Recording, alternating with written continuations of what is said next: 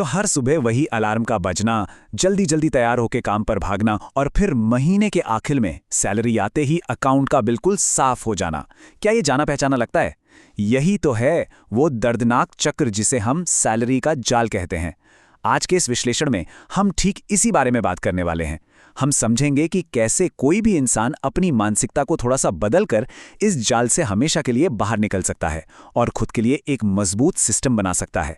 तो चलिए शुरू करते हैं हमारा आज का विषय, 5 साल का आर्थिक बदलाव, सैलरी के जाल से एक मजबूत सिस्टम तक का सफर।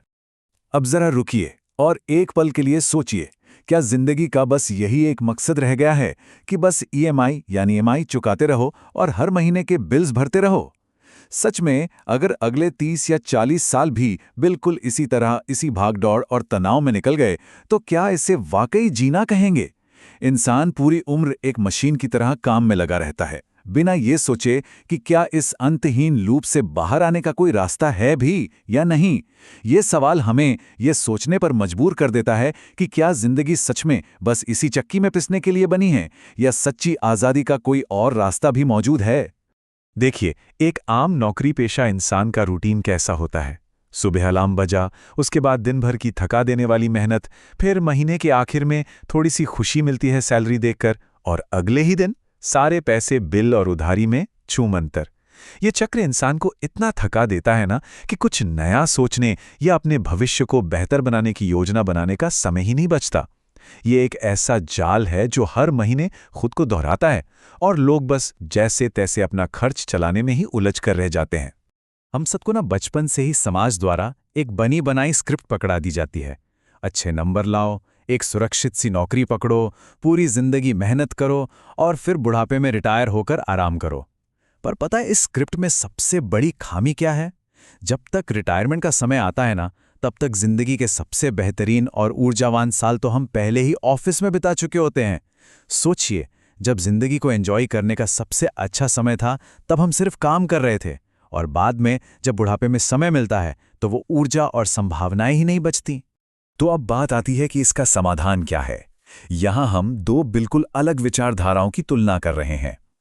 एक तरफ है पूरी जिंदगी सिर्फ और सिर्फ पैसे के लिए काम करना, अपना कीमती वक्त देना और बदले में सैलरी लेना, और दूसरी तरफ पैसे को इस तरह से काम पर लगाना कि वो एक सिस्टम का निर्माण करे। ज्यादातर लोग सिर्फ मेहनत करते रह जाते हैं पर अपना कोई आर्थिक इंजन नहीं बनाते।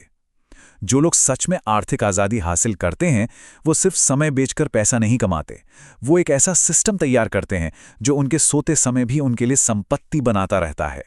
और सच कहूं तो यही वो सबसे बड़ा बदलाव है जिसके बारे में हम आज बात कर रहे हैं।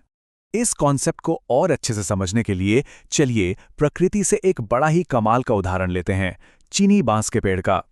ये पेड़ ना संपत्ति बनाने की उस छुपी हुई सच्चाई को एकदम परफेक्ट तरीके से समझाता है। होता क्या है कि जब हम कोई आर्थिक सिस्टम बनाने की बात करते हैं तो अक्सर लोग तुरंत नतीजे चाहते हैं, पर प्रकृति हमें बताती है कि सबसे मजबूत और विशाल चीजें कभी भी रातों रात नहीं बनती।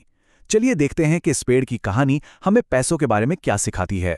जब इस चीनी बांस का बीज बोया जाता है तो पहले साल जमीन के ऊपर कुछ भी नहीं दिखता, बिल्कुल जीरो। दूसरा, तीसरा और चौथा साल भी ऐसे निकल जाता है। कोई बाहर से देखे तो कहेगा यहां तो कुछ हो ही नहीं रहा, लेकिन असली जादू जमीन के नीचे चल रहा होता है। वो पेड़ असल में अपनी जड़ों को बेहद मजबूत और गहरा कर रहा होता है। और फिर आता है 5वां साल। 5वें साल में अचानक से वो पेड़ कुछ ही हफ्तों में तेजी से आसमान की तरफ बढ़ने लगता है।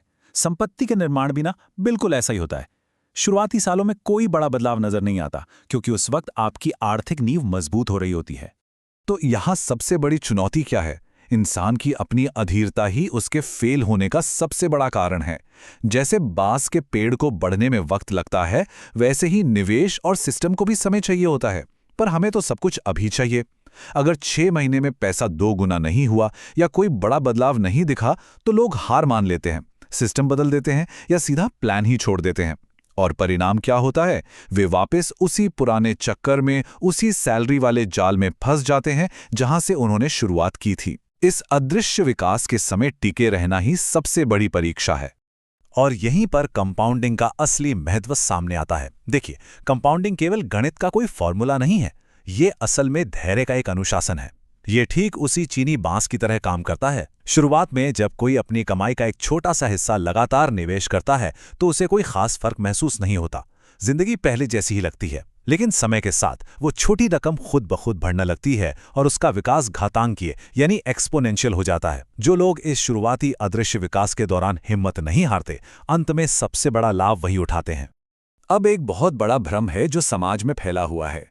अक्सर ये माना जाता है कि सिस्टम बनाने या निवेश शुरू करने के लिए शुरुआत में ही बहुत बड़ी रकम की जरूरत होती है, पर सच्चाई इसके बिल्कुल उलट है। कंपाउंडिंग इस बात की परवाह नहीं करता कि शुरुआती निवेश कितना बड़ा है। इसका असली जादू समय और निरंतरता से खुलता है।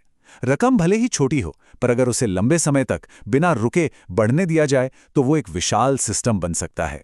खेल बड़ी रकम का नहीं है, बल्कि लंबे समय तक डटे रहने का है।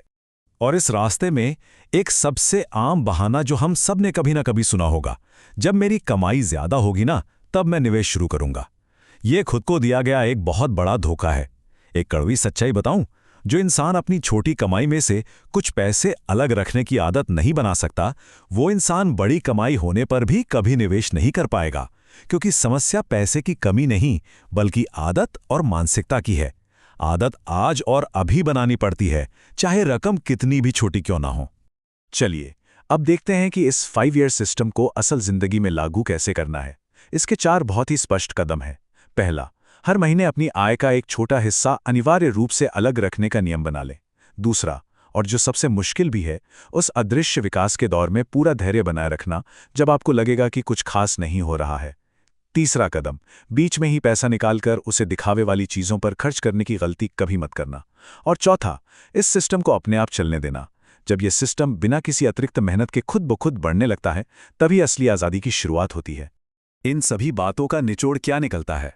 यही कि सही समय या परफेक्ट पल का इंतजार करना भी उसी पारंपरिक जाल का एक हिस्सा है। परफेक्ट समय कभी नहीं आता। अगर आपको पुरानी राह से हटकर एक नई राह पर चलना है तो उसका एकमात्र तरीका तुरंत कार्रवाई करना है। कल, अगले महीने या अगले साल का इंतजार करने से सिर्फ समय बर्बाद होता है। जो सिस्टम आज शुरू किया जाएगा वही भविष्य में एक मजबूत नींव का रूप लेगा। इस विश्लेषण के आखिर में एक बहुत ही गहरा विचार सामने आता है। 5 साल सुनने में लंबे जरूर लगते हैं, लेकिन सच्चाई ये है कि समय कभी रुकता नहीं। ये 5 साल तो वैसे भी गुजर ही जाएंगे। असली सवाल ये है कि जब ये 5 साल बीत जाएंगे तब जिंदगी कहाँ होगी? क्या वो उसी अंतहीन सैलरी और बिल के चक्र में फंसी रहेगी, या फिर एक ऐसी जगह पर होगी जहां ज्यादा विकल्प, ज्यादा आज़ादी और कोई आर्थिक तनाव नहीं होगा? चुनाव सिर्फ इस बात का है कि क्या आज एक सिस्टम बनाने का फैसला लिया जाता है या फिर उसी पुराने जाल में फंसे रहना चुना जाता है। जरा सोचिएगा जरूर।